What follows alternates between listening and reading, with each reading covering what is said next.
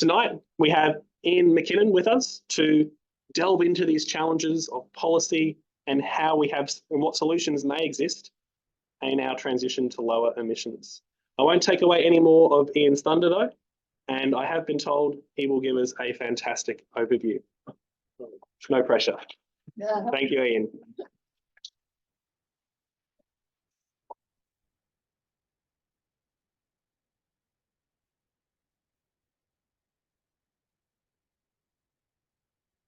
So thank you very much indeed for the introduction, and good to see you all here, and it's a pleasure to be here and to actually observe the incredible resource that you have here in the rooms beside here. The maps and all of the details from, well, a long time ago, well before I was born. So today I want to talk a little bit about a particular aspect of some work that I've been doing for many years. And we all know that there is an energy transition underway. There are reasons for that. I'll go through that very briefly in terms of why we need to change, why the transition to a different form of energy generation and use is occurring, not just here in Australia, but around the world. But what I'd like to address today, because we're dealing with geographers in particular, is the impact of these changes that are going on in our landscape. And so I'll talk a bit about an area that I have a little bit of understanding of, but I'm not an expert in some of these areas. So it's just me having a go at putting some ideas to you to see what you think about this. So the first, all righty, so the challenge is, there we go, our landscapes. I'll be talking about our landscapes, and in fact, this is a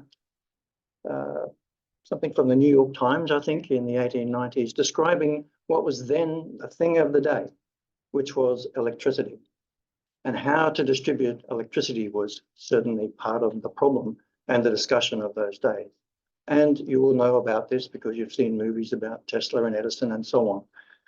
But, you know, it hasn't changed a lot since then, because what you can see here, for example, is this is very familiar. This is, I occasionally, when I go around the world, take photos of these sorts of things and say, boy, we haven't progressed much from the 1890s. Those distribution power lines, and it's far worse in other countries. This is in the United States of America. Over here, this is actually a power line, a power pole with a power line in there. It's actually, I believe it's still working. Now, some of it, we're lucky that in places like Brisbane and in other parts of the country, we actually have these distribution lines underground, and much more aesthetic presence for many people. But also there's a level of not just amenity, but efficiency as well. This is the other part of our landscape, and many of you will know that we have overhead power lines. These are called transmission lines, usually around about 135 kV and above, usually high voltage.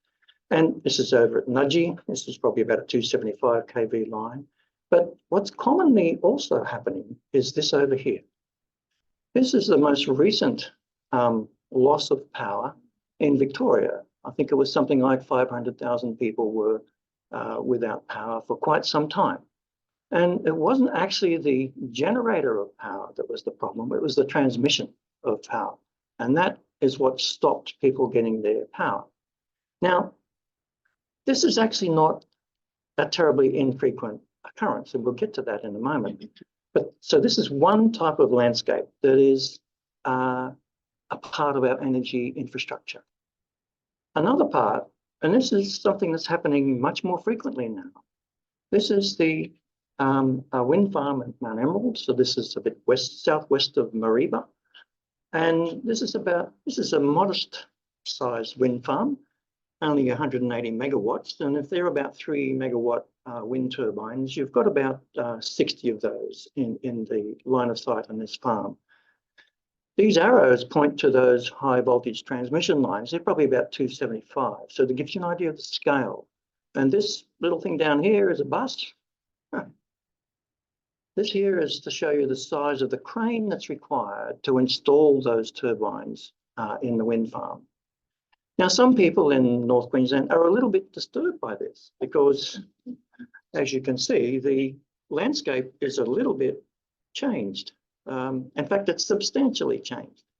And so part of the question I'm going to ask today and sort of try to have you not give you answers, but at least put forward some suggestions, is there may be better ways to do this to prevent these sorts of destructions of our environments, but also to provide better efficiency as we put more renewable energy into our country and into our other countries as well. But let's start at the beginning.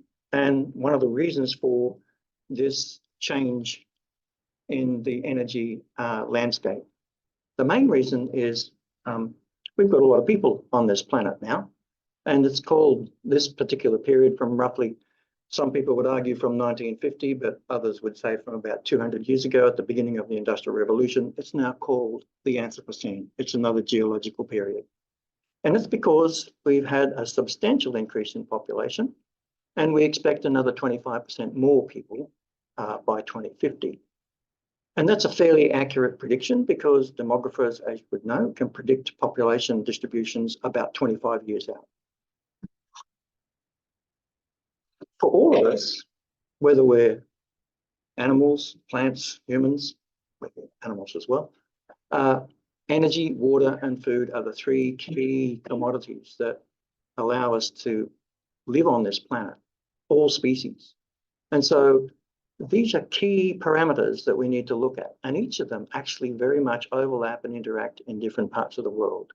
So I'm just going to talk about energy itself in particular, but it has implications for water and for food as well. Now, I'll get to the key point here about the greenhouse effect. It's actually a natural phenomenon. The planet actually has an average temperature of about 13 to 14 degrees, 13.9 to 14 degrees centigrade right now. And that's because of this, the major source of energy is obviously from the sun. If we didn't have the greenhouse effect in operation, our average temperature for the planet would be about minus 20 degrees centigrade. So we need the greenhouse effect to work, but we don't want it necessarily to go into overdrive, right? And that's part of the problem that we're talking about here and why people, particularly climate scientists, are concerned about the way we are producing greenhouse gases. And you can see the primary ones down here.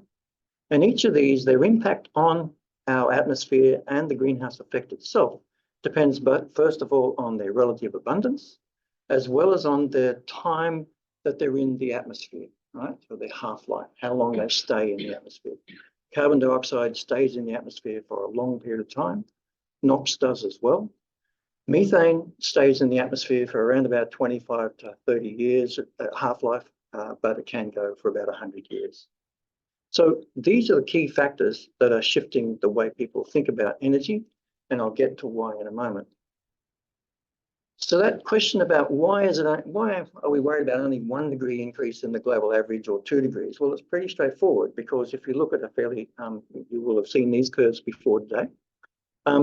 This is the previous climate with a reasonable level of hot weather and a reasonable level of cold weather. But if we shift our temperature even 1 degree or 2 degrees up, what you end up with is much more hot weather and much more really hot weather coming along, okay, on average. So that's what averages do. It pushes up the frequency of occurrence of higher temperatures. And these are data that were taken, presented in 2014, in fact, of 3 sets of time periods from 1950 through to 2013. And you can see here, this is data provided by BOM and CSIRO that clearly shows this trend. Going from 2% of the time of that period were hot periods, going further in time up into the 1981 to 2010 period, 6%. And then as you get up into the more recent time, 10% of that period is much hotter than it was 20 or 30 years ago. So this is a rather important phenomenon. And that, without going into a lot of detail about climate and climate outcomes, these are fairly straightforward sets of data. Over here on the left-hand side, in 2021, there were 10 national temperature records held in that time. And I've plotted the equator here on this just to show you that most of those high temperature records were not close to the equator, which is where you might expect it, but it actually didn't happen there. It happened in the tropics, subtropics, and further up into the northern hemisphere. And over on the right here, this is more recent data showing you the temperature of the ocean on average 2 Ks down. So this is, previously we were concerned about the surface temperature of the oceans having an effect on atmospheric conditions as well as CO2 uptake. But these are two separate competing institutions, one out of China predominantly and one out of North America and Europe. But you see the data are basically saying the same thing. The temperatures down as far as 2 kilometers in the ocean are increasing substantially. What they're saying is the CO2 at the moment is mostly being captured, or those temperature increases and the CO2 dissolution is mostly being carried out in the oceans themselves. But there'll be a point where that reaches a saturation. So I've just summarized here. I'm not going to go through this because if you want to find out more about these sorts of climate outcomes, there are a bunch of websites here that I think are quite useful. So what can we do about this? Well, clearly we have to reduce emissions of all greenhouse gases. And if you look at this plot on the right, you can see here that these are data for 2016, and the data for even today are very similar in proportions, but energy is the key provider of emissions across energy use in buildings, transport, energy in industry, etc. And agriculture, forestry, and land use are also major players. However, there are ways to deal with that in agriculture and land use, and I have to say in Australia, we're pretty good at that. We're quite good at delivering lower emissions in the agricultural sector. I'm just going to worry about one little area here, distribution and the use of energy, rather than go through the rest, because it does relate to efficiency. Of course, you can go down the policy and behavioural approach, and this is a fairly standard approach that most governments around the world are now doing. On the right-hand side here, this is a 10-point plan put out by the IEA at the time of Russia invading Ukraine to encourage the citizens of Europe to reduce their emissions and their use of oil. Most of these things are fairly common sense, like use car share, walk, do those sorts of things. Most people would understand that that's what you can do.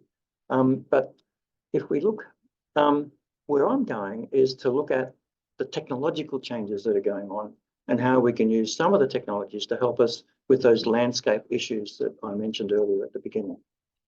So you will know that technology is moving at a very exponential pace. Don't need to be shown that. You just look at your iPhone, the changes over the past 10 years. And what we'll try to do is look at some of those changes with regard to our national electricity market, as well as some of these wind turbine stories. So our national electricity market is actually really just the East Coast and South Australia. These are other parts of the transmission networks in Australia. But I'm going to focus on major outages that have occurred, not only in Victoria, but also in other states. And noting that there's been a substantial commitment by both federal and state governments to upgrading or supporting or making a super grid or those sorts of activities in Australia. And at the moment, I think there's quite a lot of planning going on in this area. But first, let's talk about that Edison-Tesla issue. Back then, they were talking about, well, how do we actually distribute these electrons or electricity to our customers? And we know that over time or over distance, that power might actually diminish as you go further and further away. And so there was a conversation about whether we should go DC in those days or AC. Well, Tesla won out. And I thought at one stage it was because of the demographics of the day, right? The demographics of North America in the 1890s are very different to now and even to Australia. But actually it turned out that the technology of the day favoured going with alternating current transmission of electrons. because there's a need to move from low voltage, where it's generated, to high voltage, and then down to low voltage to provide to the customer.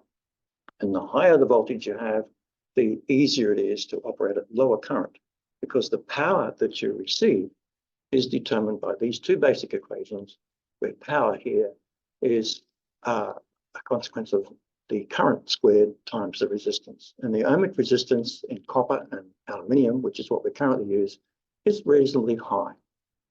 And we'll get to that aspect in a moment. However, what's been happening over the past 20, 30 or so years, recognition that high voltage DC has substantial advantages, particularly if you want to transmit electrons over long distances.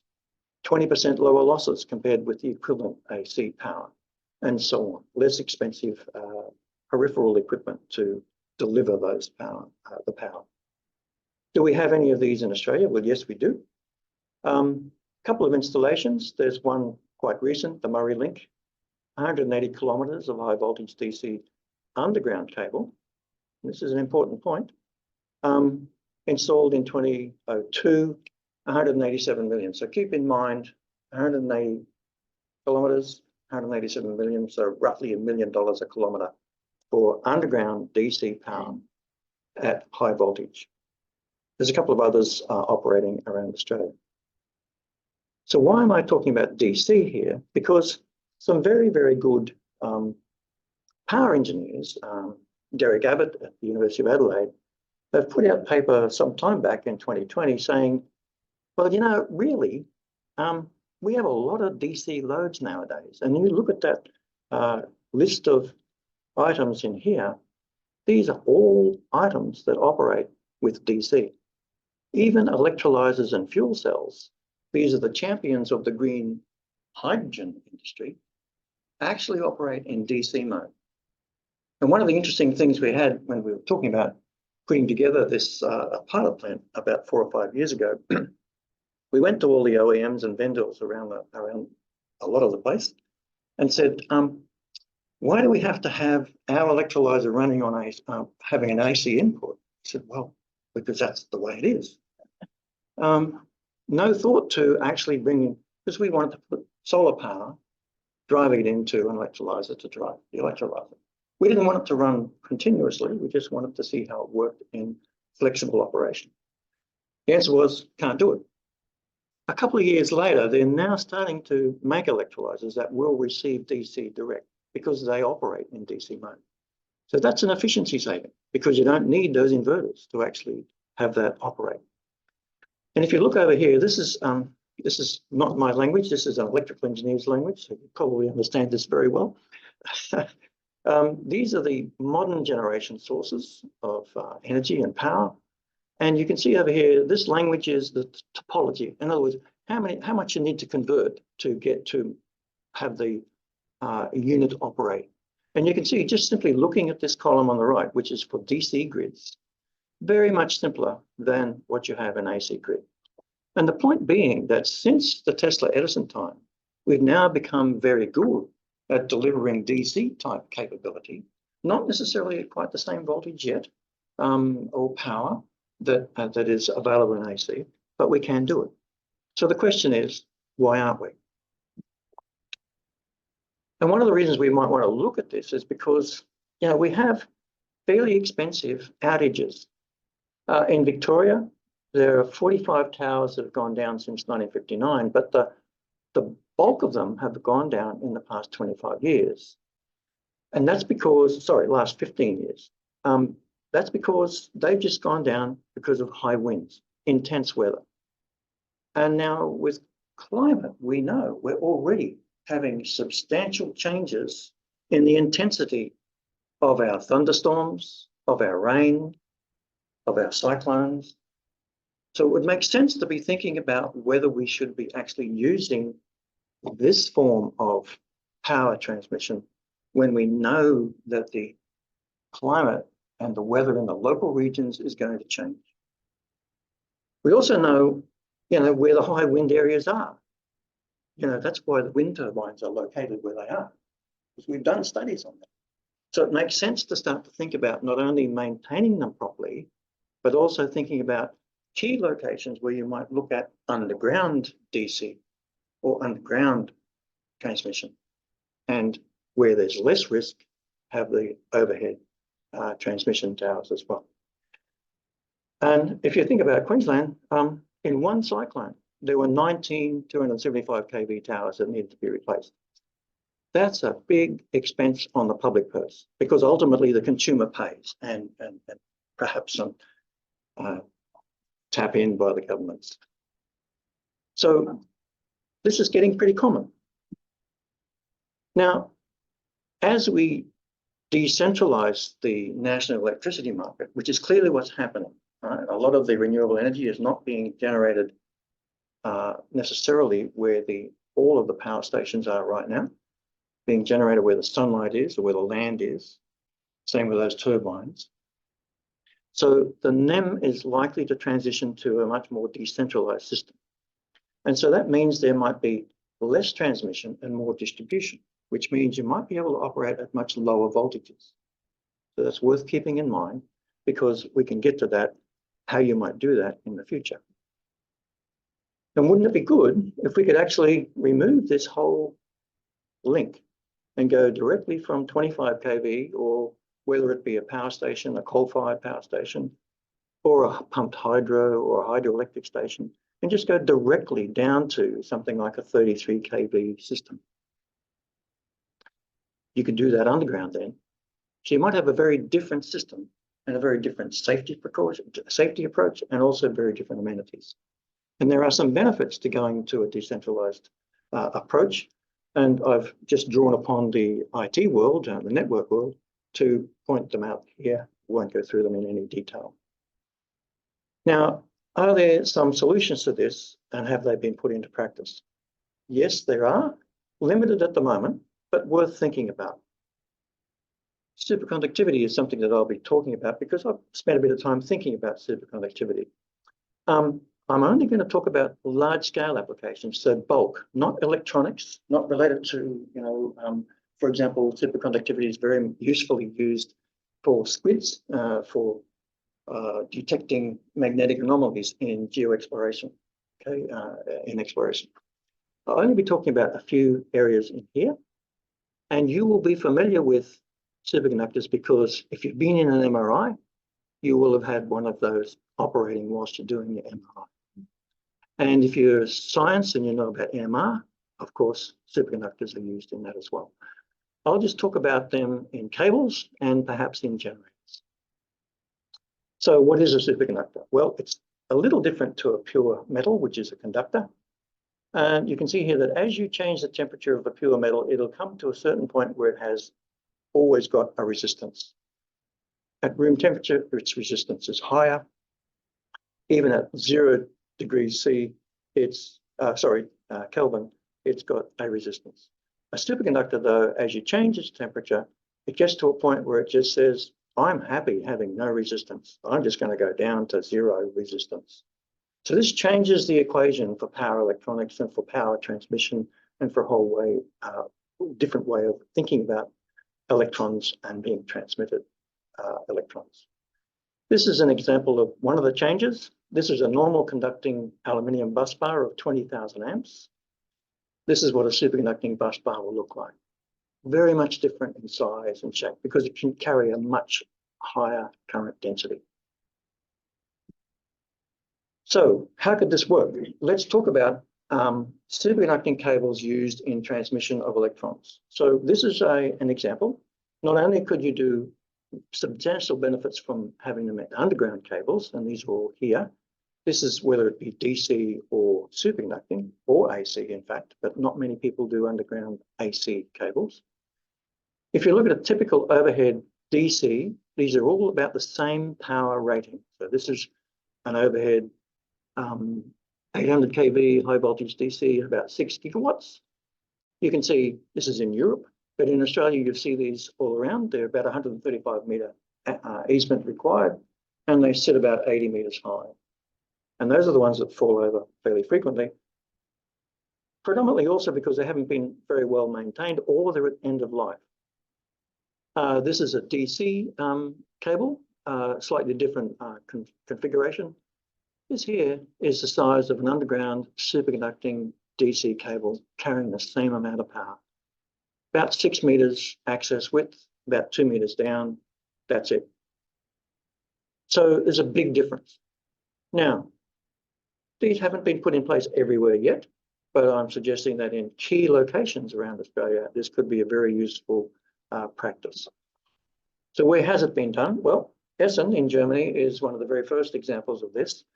In this particular case, the citizens of Essen were looking at putting in a new substation right in the middle of the city to provide themselves with secure power through the city from 2 substations. So they wanted to put one right in the middle here. Substation here and a substation there. Instead, they said, why don't we put an underground superconducting cable in place, which is what they've done. It only operated at 10 kV, but carried 2,500 amps and has been in operation for that time. And here's a little estimate of what it cost, $20 million roughly in that period. Now, replacing just the 6 towers in Moorabool, which led to the loss of transmission to South Australia in 2020, cost about 26 million just for the towers, not including the cost of being out of power, let alone all the other ancillary costs. So there's some potential here. I don't have any other cost comparison to give you, unfortunately, and there would need to be, if people are doing this in a proper engineering sense, they'd do a proper feed study to evaluate all that. But it says to you that perhaps this is possible. Now, underground superconducting cables have a limit in that normally you'd have a recirculating cryogen just going around and around in that system. But you'd need to top it up every so often. So they have a limit of a couple of kilometers. So is it possible also to do overhead superconducting cables with a coolant? Okay, so you've got to have a cryogen that's down below liquid nitrogen, or at about liquid nitrogen temperature. The answer is yes. In the US, company now that's demonstrated this in April and now moving very fast in putting together megawatt scale cables. But this is their demonstration. I think it was in Pennsylvania, showing, here you are, you can see here the cable is quite bendy and being laid up here on fairly standard, simple, what we call telephone poles, the sort of poles that you have for your lighting around the local area. So this shows that it can be done. So I'll now turn to other uses of superconductors because we've been talking about wind turbines. You can use superconductors for generators or motors. And generally what happens is you can reduce the weight by a substantial amount or the same power or energy rating and the footprint. And this is an example of a motor that was put together by about the year 2000 by Siemens and demonstrating the size and weight difference. And the same thing can occur for wind turbines. This is an example in Denmark, been operating since 2019. Again, the volume of the nacelle, that is the place where you generate or convert mechanical energy to electrical energy, these use permanent magnets. And as you know, permanent magnets use rare earths. As you'll also know, rare earths are a bit of a rarity and very difficult to actually put into the marketplace because there's only one country that dominates that market nowadays. So when you use a high temperature superconductor, you can reduce the size and it shows the same sort of benefits. That's this guy here. The weight of the nacelle, the generator itself, conventional generator here weighs about 120 tons. This high temperature version, 107 tons. But if you use a superconductor that doesn't use rare earths, then you can get it down to 77 tons. So a substantial change. So you could actually get half the footprint of a conventional turbine for the same power, or twice the power at the size of the conventional turbine. So that would make a bit of a difference in terms of how many turbines you actually need in a wind farm to generate whatever the proposed amount of power is put forward. So the key thing though, and I think this is what, there we go. is the transportation of the actual blade for the wind turbine. Because these wind turbines are now going up to this is a 2 megawatt, this is 5 megawatt, and some are now looking at making 8 and 10 megawatt wind turbines. This is around, I think this is about a 5 megawatt blade, weighs about 24 tons. This is in Europe, and you can see the disruption to traffic, let alone the complexity of transport. And this is the reason why there's such a large amount of bulldozing done in our bush to allow these blades to be put on these turbines. So is there a solution to this? Yes, there could be. A suggestion: use an airship. They exist. There are companies around the world now that are building airships using helium. They don't use hydrogen. And these airships, in this particular case, this is a maximum payload of 60 tons, more than enough for a blade, but it can also act as a crane. So the access roads don't actually need to be there at all. You don't need a crane. You put the stem down, nacelle on top, use it as a crane, put the blade there, make it work.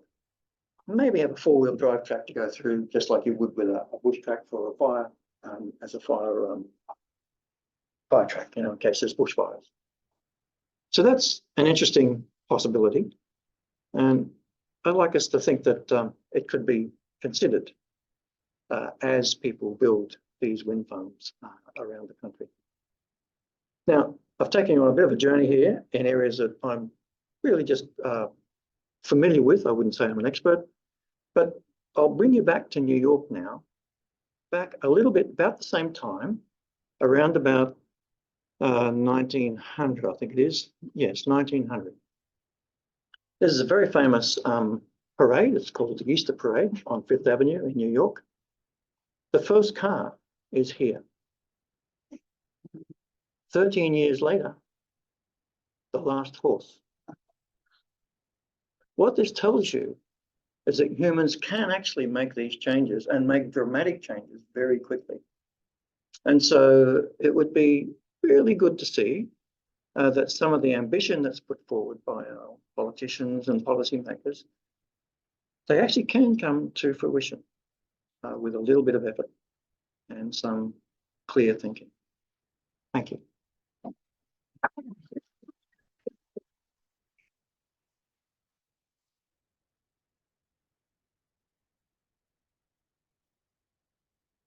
Thank you very much, Ian.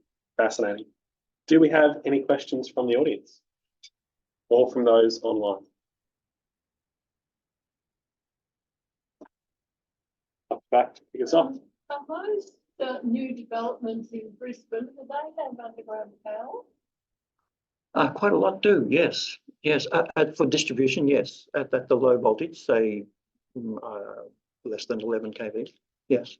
What would be the sort of percentage that have underground power? Oh, look, I don't know. Actually, the quick way to find out is to go to Google Maps, right? Get on landscape and count how many poles you've got and wires and how many you don't have. So look, I really wouldn't know, but someone has to know in the city council, I'd say. Yeah, that's a good point. Energy Queensland do have a full map of all their poles and wires. And Yeah. Energy Queensland maintain their map. They use laser scanning to monitor all of that on an annual basis. Hey, John, you had a question? I recently drove along the north side of the Murray River, from Wellington into South Australia. Found some construction work going there, and eventually we found actually a new power line through. We even saw choppers dragging cables between towers. Yeah, Pretty exciting. That was quite a distance. Is superconducting transmission really viable in that situation? yeah. I sort of, given the distance, given you're going from harsh terrain, I remember people in Cardinal and Davies, I think, put in the Townsville to Mount Isa railway line back in the 1970s, 60s, 70s, and said, "Oh, this creek is only this deep, this wide. You need one piece of fluting for that." And that didn't work very well. Yeah, that's right. You know what happened. Yeah. So how practical is it to apply underground and superconductivity to long distributions through the Australian terrain? So I was careful to say in specific areas where they're critical. So I'm not arguing that this should be throughout the country at all. But for example, we know that certain parts of Victoria have for a long time been subjected to intense weather, I guess is the best way to say it. An even simple thing is to do what the farmers do in Victoria, which is to build a bloody fence of cypress pine just to stop the winds for coming on to those transmission lines, because they're not going to interfere with the power. I'm suggesting that with some practical thinking about where you would best locate these, you could actually reduce the risk of downtime for your network as a whole. So not at all suggesting they go long distances, but the fact that the technology is now also moving from underground to above ground suggests that there is a move to do that, particularly in the US, and that might also be beneficial for some parts of Australia as well. But presumably when you put in a power, you want the same either AC or DC for electric. You don't want to be... Yes, you do. Oh, no, well, but you have substations all through your network, okay? And the advantage of some of these superconductors is your level of substation or peripherals required is substantially reduced, right? So I don't have the slide here, but the German circumstance basically said for that 1 kilometre underground here, the project manager said, if I was doing this as a substation with normal AC, I'd have to have a gym for my transformers and everything, the size of a gym. Because I'm doing it with a superconductor, I have it the size of a garage. So again, that's also an additional advantage.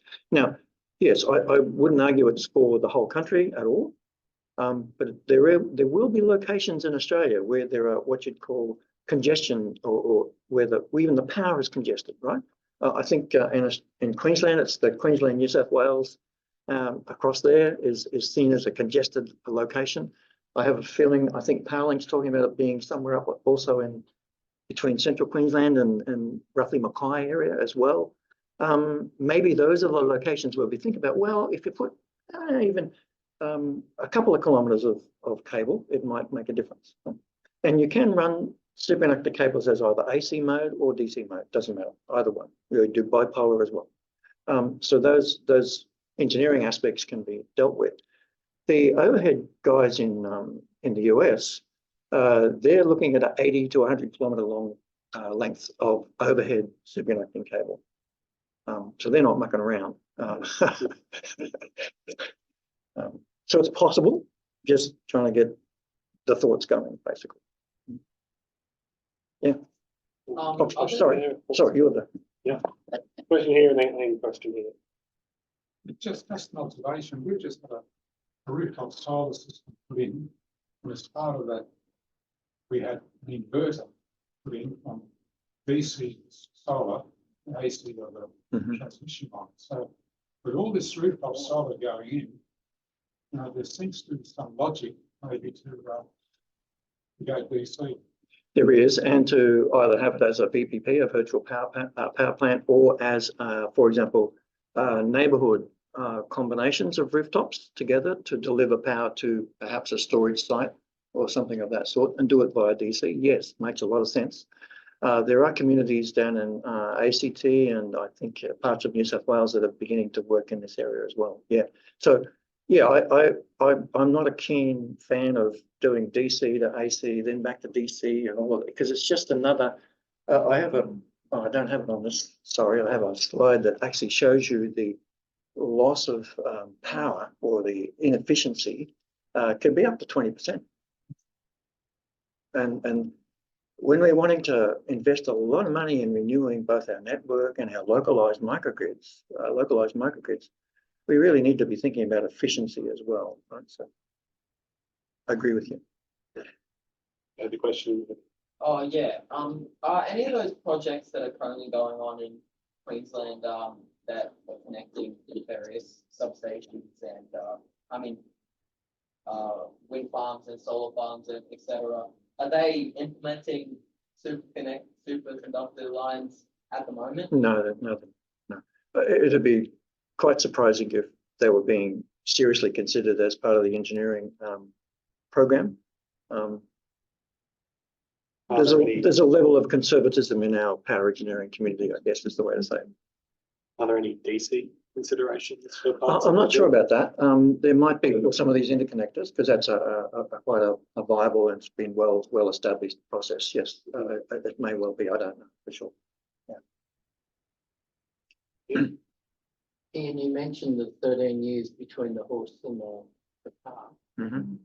Given our climate expectations, how long is it going to be that we have for building this new network of capacity? A good question. I can't really make a solid prediction, but most of our policymakers in Australia are targeting 2035 as a time when there's a substantive change in the way, for example, our energy system works, whether it be totally decentralized or be somewhere between a combination of centralized and decentralized, which I think is really where we'll end up. But I think there's also a difficulty with putting a target like that year in. It's, if you don't make it, what do you do? Well, you just actually keep going till you get there, in my mind. But some people might tend to lose hope that way. I don't think we should be. I suppose one of the leading on from that is, to what extent do we have time to be innovative about what we're doing, because there's a lot already happened. Yes, that's right. So a very well-known energy guru gave a talk about 2 years ago. I won't name him, but he's well known in the energy industry. Basically said, we have the kit now to take us to 2030. That they just said, just put it in. He said, we have the kit now, do it to 2030. To pass that, we need innovation that we haven't even thought of yet. And partly why I sort of brought these topics up, because in fact, superconductivity has been around for a long time. And the more recent sort of work in the power engineering world has been around in countries like Japan and the US for 20, 30 years. But it's only now starting to get to that, what you call that early commercial stage, where people, for example, that overhead power line, that's invested in by very senior members of the very rich people in the financial community, because they reckon that's what they have to do in the earth, because it's an urgent issue.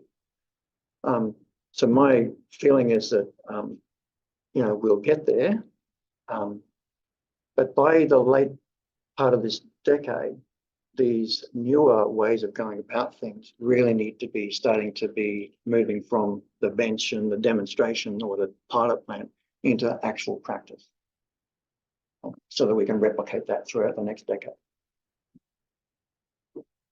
Right. That's one of the offsetting things for large transmission is that the storage systems are all DC, and they're all, the technology in that area is increasing remarkably. I think one of the other things to get rid of AC is that 50 hertz that we use is really, really bad for human beings.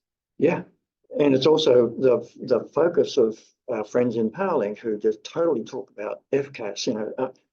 Now, superconductor, I'm not an expert in this area, but I do know my colleague Richard Taylor. Some of you might know him. He was at UQ many years ago.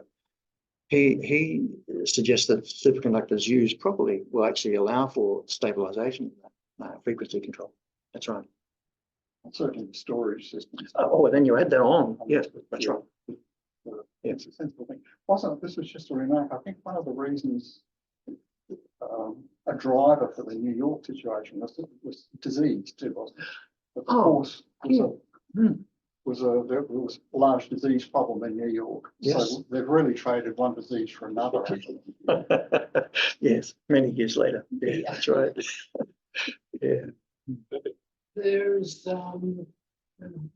probably following on a little bit from what the last speaker said on about, but we have wind farms in large quantities, and we have small versions on people's roofs in cities, and not necessarily just in cities, it can be in country areas Yeah. too. Mm.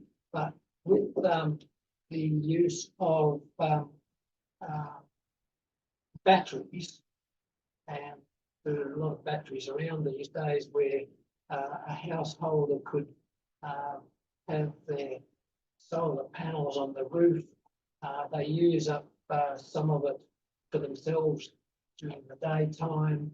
At night time, if they've got a battery, they can Yep. rely on that. Now, could we get rid of a lot of the power lines around suburbs by having everybody self-sufficient completely for their household power, and get rid of a lot of the wires hanging Yeah, up on yeah, I poles understand, all yeah. around the city, all Yeah. around the suburb. Yeah. You've still got, I know you've still got to have some major sources of power coming in to run electric trains and that sort of Of thing. course, yeah. Does that make sense? Well, yeah, Is there I mean, reason that, in a to sense, that? that's really the decentralized model to some extent, right? But you know, the answer is yes to some extent. But I think yes, what I think might be happening is we will retain our major network, right? Because we do have heavy industry and all those other activities to deal with. But as you add more storage, there should be more stability into the system, whether it be on the national network or whether it be a localized neighborhood microgrid, for example. And I think that capability should be available.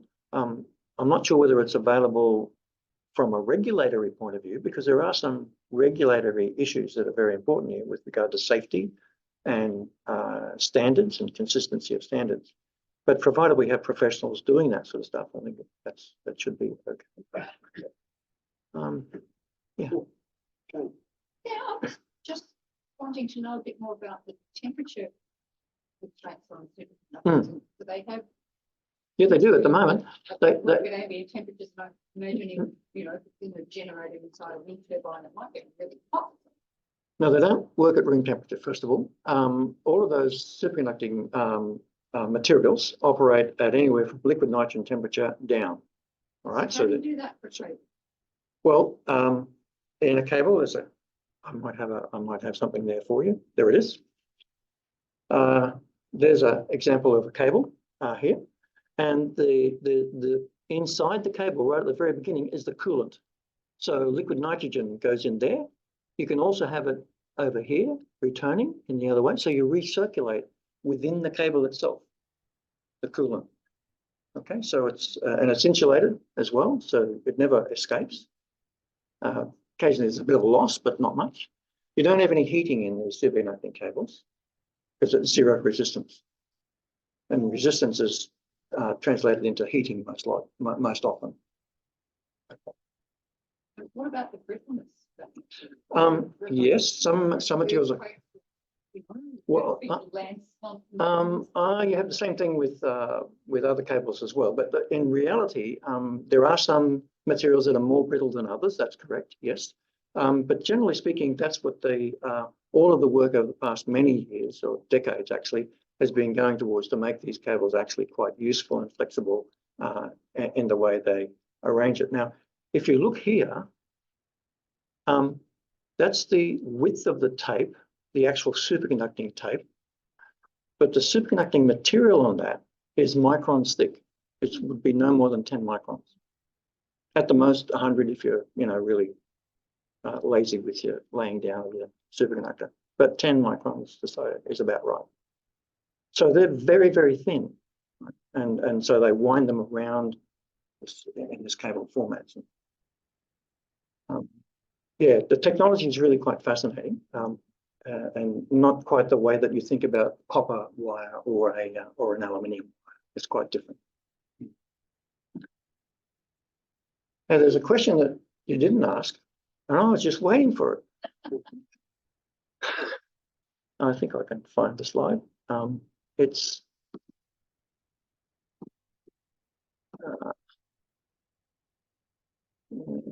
Must be, oh, there we are. Oh, sorry, I was one off.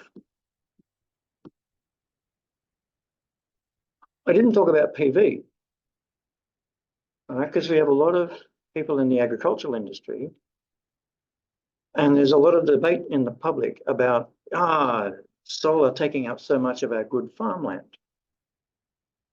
Well, actually, this has been around for 10 or more years in other parts of the world. You don't have to have your solar panels down here on the ground that nobody can access. This is a kimchi farm in Korea. You can see the solar panels up here, tractor running underneath it, providing power. This is a study that says if you had 2 hectares of land, 1 hectare for wheat, the other hectare for solar panels, or if you did solar panels up high, right? So you could walk underneath them or have a tractor go underneath and do the cropping. Well, you actually get 60% more efficiency between the combined approach. So, and this is starting to happen in often around Narrabri. There are 1 or 2 places now starting to install relatively high solar panels, because the sheep can come in and eat the grass underneath and all of that, and they get better wool when they're in the shade, etc., etc. So these things are starting to happen, and that's another aspect of landscape that people are concerned about. That is, so many solar panels, you know, like a megawatt, couple of megawatts taking many hectares. Ooh, in good farmland, you know, everyone looks at that and says, why? So there is a way to solve that problem. We have one final question from online of have you observed the political will in Australia to pursue these types of technologies? No. Simple answer. Yeah. I'll put it another way. In the political world, they've spent 15 years to have a debate about debate, really. And it's taken so long for some common ground. It was only in the late teens that all the states and the Fed started to have aligned energy policies. And what you see now, and this is years too late in my mind, but it's happening, so that's good. We have alignment of both energy and emissions in portfolios. So, for example, in the state government here, as well as in the Feds, they've now brought those 2 together in one portfolio. What a great idea. So, in my mind, that's happening. It's good. It would be good if we had done it sooner. And one other one from online, is there any integration of this with the uptake of sort of household or more community scale battery systems? There are communities that are working on combinations of solar and batteries, for example, or wind and batteries. I can't give you a lot of, I don't have anything off the top of my head. I just know it's happening. I don't know how well it's happening, that's all. There is a bit of a challenge here with integrating a lot of these technologies, and that's what we found when putting our pilot plants together, is that the OEMs are only interested in their product, and often the standards are not set so that they have to meet a particular standard for some of these OEMs. And as a result of that, you're spending a lot of your time waiting for them to get to some sort of level where you can connect things together, right? So it's the compatibility, or the interoperability is the fancy term that's used nowadays, for bringing these things together in a system. We've had a lot of OEM thinking and not a lot of system thinking. And what I'm suggesting here is there's a bit of system thinking required in Australia. I think we might wrap questions there. Thank you again, Ian, for a very fascinating presentation. Pleasure.